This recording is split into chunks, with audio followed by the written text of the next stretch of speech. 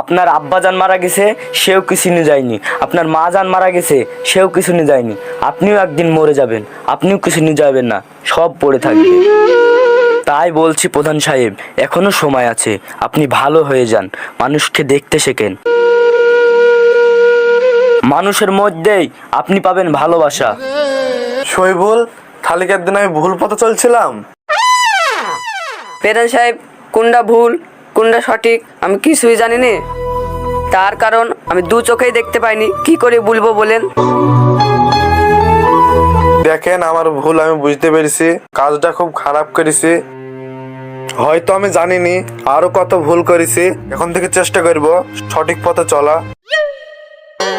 আপনারা আমাকে ক্ষমা করে দিয়েন। এ কি বলছেন মালিক? আপনি কেন আমার সাথে ক্ষমা চাইছেন? সবাই একে একে এসে জামা কাপড় গুলা নিয়ে যান। এই শৈবুল, তাহলে সবাইকে ঠিকঠাক করে দিয়ে দাও। ঠিক আছে প্রধান সাহেব, আমি দিচ্ছি।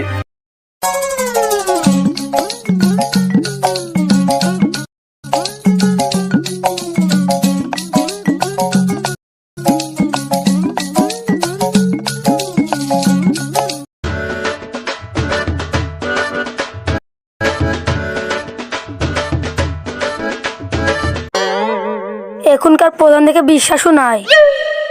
ওরা যে এত চিটার হয়, আগে আমি খুলি দেখি আর ভেতরে কি আছে।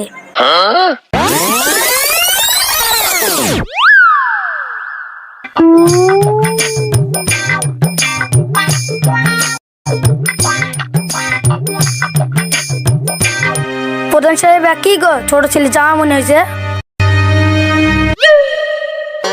ভাই, আমার ভুল হয়ে গেছে, আর তোমার না, বাচ্চা ছেলের জামা। শৈবুল, আর পোশাকের যা দাম, টাকা দিতে তো। তা বললে তো হবে না, আমি টাকা নেবো না। টাকা তো নেবো না, পোশাক নেবো। পোশাক তো আমার এক্ষুনি লাগবে। তোকে পোশাক আমি এখন কোথায় থেকে দেবো? এত ছোট জামা তো পরতে পারবো না, আপনার পাঞ্জাবিটা খুলে দেন। আমাকে পাঞ্জাবিটা খুলে দিতে হবে? জানি না, আর ভালো হয়ে গেলে কত কিছু করতে হবে। হ্যাঁ, দিতে হবে।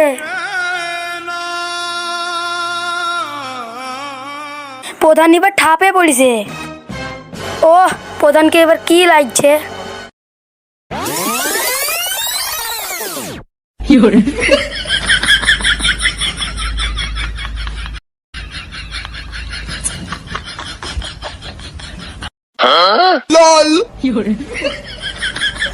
এবার আমি একটু চেয়ার ডাকি বসি।